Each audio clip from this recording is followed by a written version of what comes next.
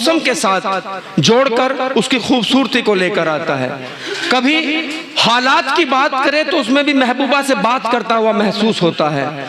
एक ऐसा कवि जो हिंदी की स्टेज पर जितना मकबूल है, जब उस कवि को उर्दू की स्टेज पर मदऊ किया गया, उसने कविता के माध्यम से इस तरीके से प्रेजेंटेशन कविता को किया जैसे किसी उर्दू की बज़्म में उर्दू को पढ़ रहा हो, और उतनी ही दाद हासिल करता है जितनी वो हिंदी की स्टेज पर करता है। मैं 4 मिसरे पढ़कर उनको दावत देना चाहता हूं। हाँ बोलेंगे, अगले साल की बात हुई है ना। मैं पढ़ना चाहता हूं कि इस दर्जा भी अदब के न सस्ते रहे चराग, इस दर्जा भी अदब के न सस्ते रहे चराग, शक्ल ए नियाज में ही जो बटते रहे चराग, दोनों ज़बानें यूं ही मुनव्वर रहे सदा, उर्दू के और हिंदी के जलते रहे चराग। मेरी मुराद बड़े भाई हिंदी के बड़े कवि सत्यपाल सत्यम जी से हैं। मैं ये 4 मिसरे के बेदिल साहब के उनके लिए पढ़ना चाहता हूँ कि सभी फूलों में कलियां बोलती हैं, समुंदर में भी नदियां बोलती हैं, मैं लम्हा हूँ मुझे महसूस करना, मेरे शेरों में सदियां बोलती हैं। एक जोरदार तालियों से सत्यपाल सत्यम जी का स्वागत करिए।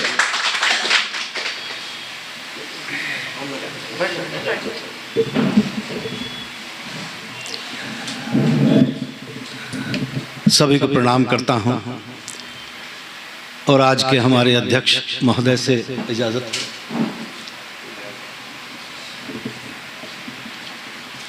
आज की ये गोष्ठी जिनके नाम है, मैं गीत का एक अंतरा उनके नाम पढ़ना चाहता हूं।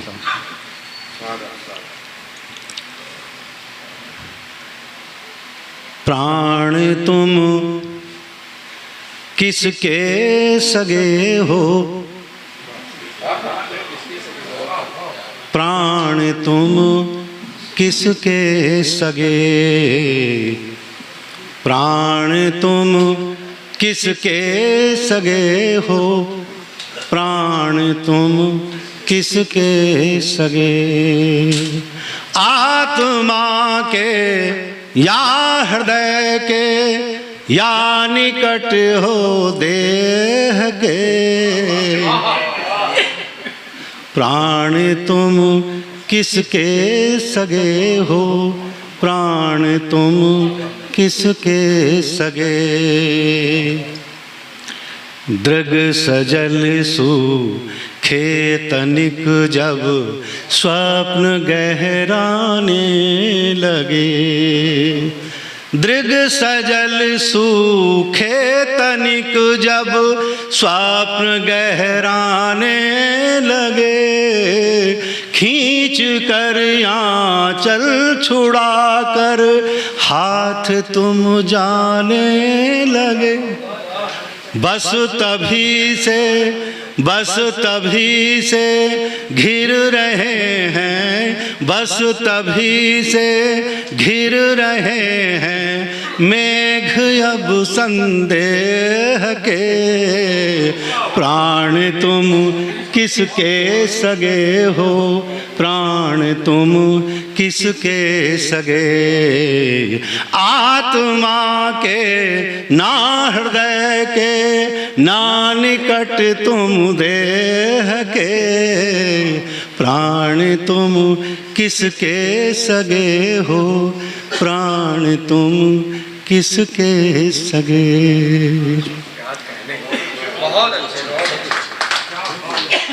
कविता के मंच पर मैं गीत कविता गाता रहता हूँ समाज की विसंगतियों पर।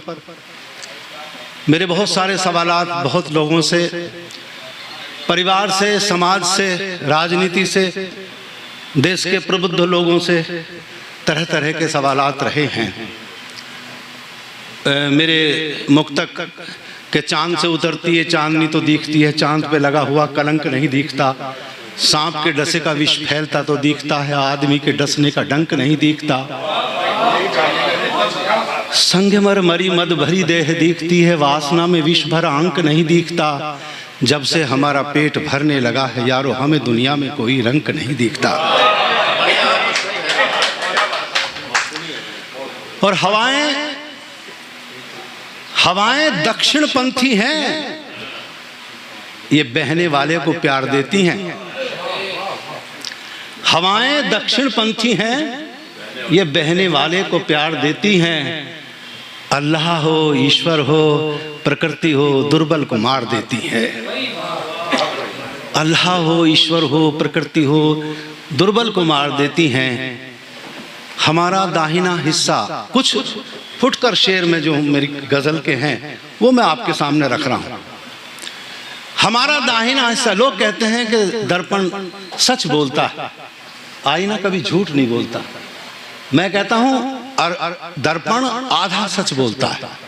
हमारा दाहिना हिस्सा हमारे बाएं आता है, हमारा दाहिना हिस्सा हमारे बाएं आता है। अभी भी आईना दुनिया का आधा सच बताता है। हमारा दाहिना हिस्सा हमारे बाएं आता है, अभी भी आईना दुनिया का आधा सच बताता है। तू जो सच है, तू जो सच है, तेरी दुनिया झूठ क्यों है?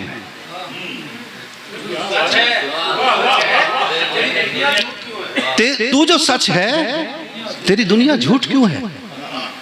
तू नहीं मालिक या दुनिया तेरी नहीं है?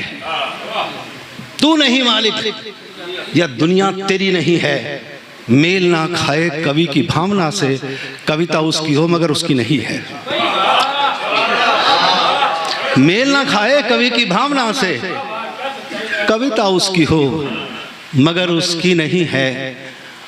और एक दो शेर में और कहना चाहता हूं कि जो दिल से निकली हुई हर बात मोहब्बत होगी। दिल से निकली हुई हर बात मोहब्बत होगी। अक्ल की बात करोगे तो सियासत होगी। अक्ल की बात करोगे तो सियासत होगी। झूठ और सच की तराजू में वक्त मत तोलो, आज के सच पे तुम्हें कल को शिकायत होगी। झूठ और सच की तराजू में वक्त मत तोलो, आज के सच पे तुम्हें कल को शिकायत होगी। और चूंकि मैंने सत्यपाल सत्यम नाम रख लिया, जब मैं कवियों को आईना दिखाता हूं तो कवि नाराज, जब मैं अपने घर में आईना दिखाता हूं तो घर वाले नाराज। लेकिन ये आदत जो पड़ गई है, मैं एक सवाल करता हूं, मैं जैसे समाज से सवाल करता हूं, मैं उससे भी एक सवाल करता हूं कि सारी दुनिया में एक से लोग क्यों नहीं है? अगर तैने बनाए तो सारे एक जैसे क्यों नहीं बनाती?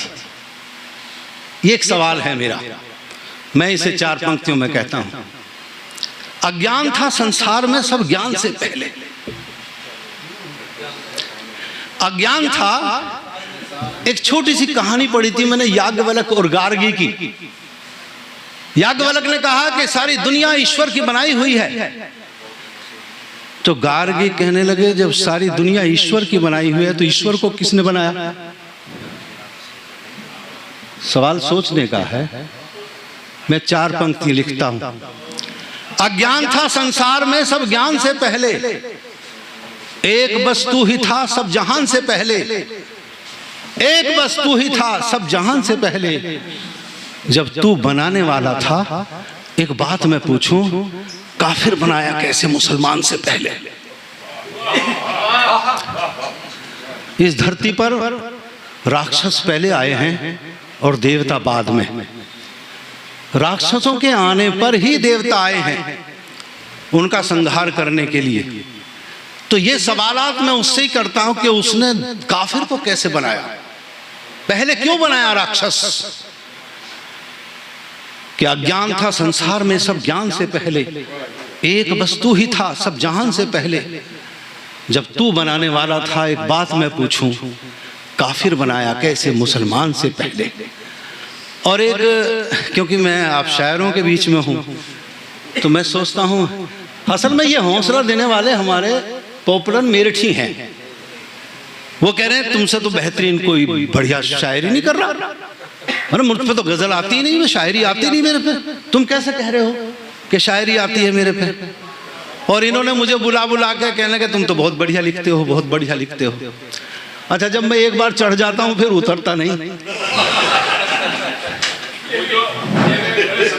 जो तुमने जो है गजलों का नाम गीतिका दिया जी, एक सवाल ये भी है। हाँ बिल्कुल बिल्कुल, ये गीतिका मेरा दिया हुआ नहीं है दरअसल। ये जो नीरज जी थे, अब वो क्या कहूँ उनके बारे में कि उन्होंने गजल लिखी या गीतिका लिखी है, आप लोग जाने, जो पहले बहुत सारे सुनते रहे उनको। उन्होंने गलतियों से बचने के लिए गजल नहीं कही बल्कि गीतिका कह दी, ताकि कोई उस्ताद शायर ये ना कहे यार तुम्हें गजल आती नहीं है, तुम क्या कह रहे हो। तो उन्होंने गजल की गीतिका कर दी। मैंने भी सोचा बचाने का यही एक तरीका है कि अपने तुम्हारी पढ़ने की कविताओं में जो है वो गजल ही। हाँ हाँ, तो मैं सोचता हूँ कि अधिक टाइम ना लिया जाए आपका। और एक अभी मैंने कुछ लिखा था, मैं आपको सुनाना चाहता हूँ।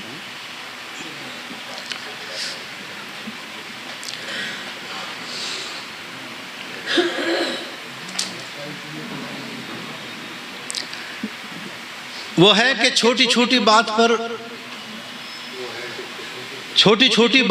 पत्थर उठाना छोड़ देंगे। छोटी छोटी बात पर पत्थर उठाना छोड़ देंगे। तुम डराना छोड़ दो तो हम डराना छोड़ देंगे। छोटी छोटी बात पर पत्थर उठाना छोड़ देंगे। तुम डराना छोड़ दो हम भी डराना छोड़ देंगे। चलता फिरता आदमी जब दे गुनाहों की सजा की एक तरीका है कि राजा सजा देता है, प्रजा को नहीं सजा देती। मैंने लिखा है कि चलता फिरता आदमी जब दे गुनाहों की सजा, तब सभी हाकिम यहाँ ड्यूटी निभाना छोड़ देंगे। और राजनीति गर करोगे देश के सैनिक पे तुम। इस समय सेना का प्रयोग हो रहा है हर जगह। और क्योंकि मेरा सेना से संबंध रहा है और हमें यह सिखाया गया है कि सिविल से एडजस्ट मत करना, क्योंकि अपेक्षाकृत फौज के सिविल बेईमान ज्यादा होती है, इसलिए वहां गुंजाइश बढ़ जाती है जहां फौज सिविल के साथ रहती है। इसने सरकार ने फौज और सिविल के बहुत भीतर तक घर कर लिया, इसलिए लिखा कि राजनीति घर करोगे देश के सैनिक पे तुम, देश पर वो प्राण की बाजी लगाना छोड़ देंगे। देश पर वो प्राण की बाजी लगाना छोड़ देंगे। और घर बुला के तुम जो बेइज्जत करोगे आदमी को, कौन ना फिर घर तुम्हारे आना जाना छोड़ देंगे। कौन ना फिर घर तुम्हारे आना जाना छोड़ देंगे। और ये ताजी घटना जो अभी पिछले दिनों हुई थी कि सूटकेस नीले ड्रम में लाश यूं मिलती रही तो, सूटकेस नीले ड्रम में लाश यूं मिलती रही तो प्यार करने वाला अपना दिल लगाना छोड़ देंगे। प्यार करने वाले कुछ भी करेंगे, वो ड्रम तो बेचते। ये सारी जितना भी दुनिया का कारोबार चल रहा है सब व्यापार पे चल रहा है, और ड्रम तो खरीदने बंद नहीं होंगे, ड्रम तो बिकेंगे। अब तुम अपने आप को बचा सको तो बचा लो, ड्रम तो खरीदे जाएंगे। और एक शेर और देखिए, बहुत साधारण से हैं। जब विवाह के 2 महीने बाद होना है तलाक, जब विवाह के 2 महीने बाद होना है तलाक, लड़कियां में लड़के अब शादी रचाना छोड़ देंगे। लड़कियां और लड़के शादी रचाना छोड़ देंगे। और एक उल्लू आ बसा सत्यम किसी एक पेड़ पर, सैकड़ों पंछी वहां का आशियाना छोड़ देंगे। बहुत बहुत धन्यवाद। हम आपको ऐसे नहीं छोड़ेंगे। सत्यम सर जो बार में वो एब्स्टेन फाइल करने के लिए ईरान पे जो हमला, अगर आपको रिमाइंड हो रहा है तरन्नुम से तो अच्छा आपने भूमिका बनाई है। 14 अप्रैल को आपने सुनाया था। गजब का था।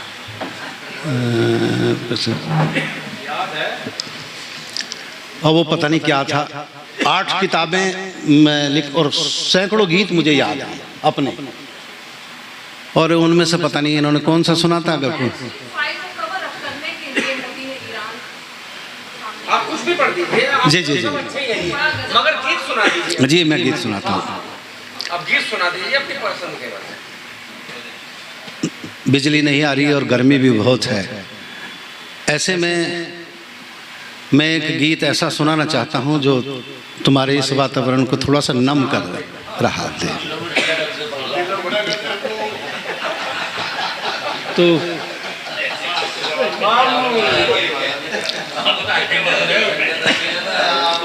अभी थोड़ी देर बाद यदि बारिश हो जाए तो मौसम एकदम बदल जाता है, और एक पहली बारिश पे गांव में तो धूल में खेलते हुए बच्चे का जैसे मुंह धो दिया हो, सड़क के किनारे के पेड़ सारे ऐसे निखर जाते हैं। बस इसे देखते हुए पेड़ों को देखते हुए मैंने एक गीत लिखा था। मेघ पहली बार जब झरे, वृक्ष सब निखर निखर गए। मेघ पहली बार जब झरे, वृक्ष सब निखर निखर गए। रूप सी पे रूप आ गया, आईने संवर संवर गए। रूप सी पे रूप आ गया, आईने संवर संवर गए। तो धूप का कहर भी कम हुआ, हवाएं कुछ विनम्र हो गई। धूप का कहर भी कम हुआ, हवाएं कुछ विनम्र हो गई। अल्पकाल के लिए सही, शांति का बीज बो गई। चाहतों के द्वार खुल गए, चाहतों के द्वार खुल गए। हम निकल जिधर जिधर गए। रूप सी पे रूप आ गया, आईने संवर संवर गए। एक बारिश, 2 बारिश, 3 बारिश हो जाती है, शरीर पर मन पर किसका क्या प्रभाव पड़ता। भावनाएं कसमसा उठी,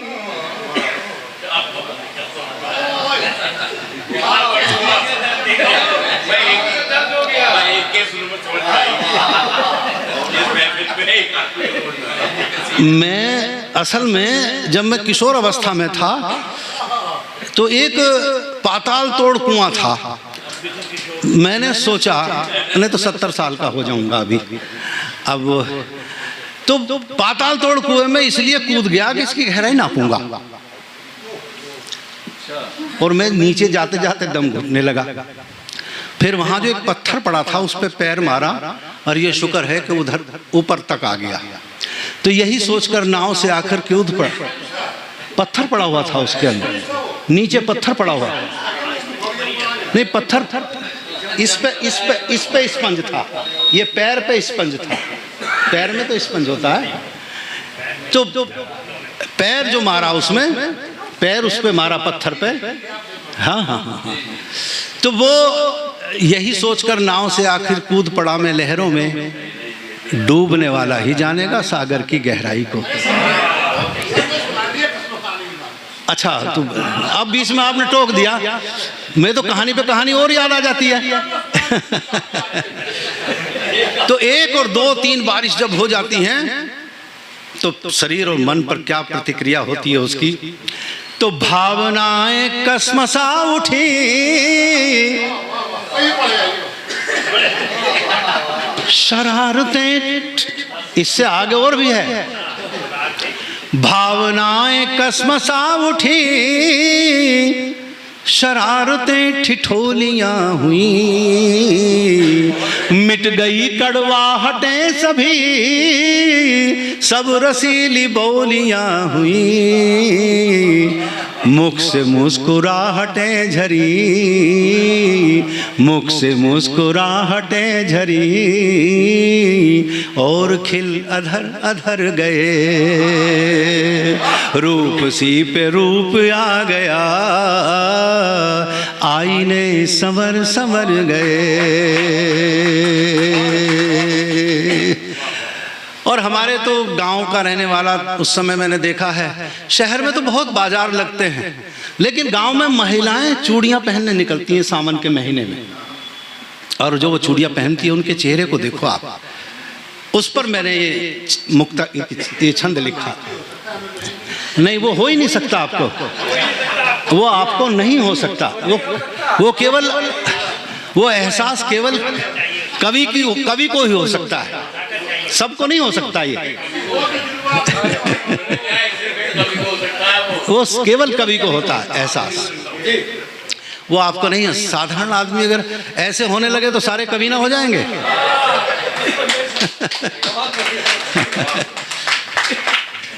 तो घर घर मनिहार आ गए, सावनी त्योहार आ गए, घर घर मनिहार आ गए, सावनी त्योहार आ गए, खनन खनन चूड़ियों की लेके वो झनकार आ गए, सुख संभालते संभालते, सुख संभालते संभालते, कदम कदम बिखर बिखर गए, रूप सी पे रूप आ गया, आईने संवर संवर गए। और इस गीत का आखिरी अंतरा है, इस पर कवि के मन पर क्या प्रभाव पड़ता है वो इसमें है, देखिए आप। इससे आगे और क्या कहें, कहते हुए हम लजा गए। आदमी में लज्जा का भाव नहीं होता, लेकिन मैंने एक किताब पढ़ी थी निर्मल कुमार जैन की, यहाँ MD आए थे। उन्होंने कहा था कि हमारे जो भगवान महावीर हुए थे, उनके अंदर जो है स्त्रीण गुण का संचार हो गया था। निरंतर आप प्रेम में जियोगे तो आपके चेहरे की आभा स्त्री की तरह हो जाएगी। मेरा कहने का अर्थ यह है कि इससे आगे और क्या कहें, कहते हुए हम लजा गए। इससे आगे और क्या कहें, कहते हुए हम लजा गए। बात करते करते प्रेम की हम यूं ही करीब आ गए। हवाओं ने बदन क्या छू लिया, हवाओं ने बदन क्या छू लिया, हम तो बस सिहर सिहर गए। हवाओं ने बदन क्या छू लिया, हम तो बस सिहर सिहर गए। रूप सी 1 से 2 हो गए। जी जी जी जी जी जी जी आदमी मोहब्बत करते करते उसकी आभा जो है वो और भी वो ने जो आपके लिए नज़्म सुनाई थी यही तो था। अरे ये कुछ और है, ये जेंडर चेंज करवा रहे हैं। इस समय जिस समय नारी और पुरुष एकदम प्रतियोगिता में हैं, सब नारी पुरुष बनना चाह रही हैं, पुरुष नारी बनना चाह रहे हैं, और ये कभी एक हो नहीं सकता। ईश्वर ने जो बनाया है वो रहेगा, वो कभी एक नहीं हो सकता। लेकिन इसके मैं एक गीत लिखा था कि कौतूहल है, भावुकता है, भय विस्मय और उत्सुकता है, क्रोध ईर्षा प्रेम अजय है, मन के रोके कब रुकता है। उमड़ उमड़ पड़ता है जब जब भर जाता है मन का बर्तन, तो कैसे कर दूं आत्मसमर्पण। मन चंचल है, बुद्धि प्रबल है, देह सजग है, प्राण है चेतन। तो ये जो हमारे संवेग हैं मन के, इन्हें कम ज्यादा किया जा सकता है, समाप्त नहीं किया जा सकता। बहुत बहुत धन्यवाद आपका। बीत जाती है जिनको दिल बनाने, उम्रें, नहीं उम्र बीत जाती है। अच्छा उम्रें कह रहे थे, उम्र कह रहे थे।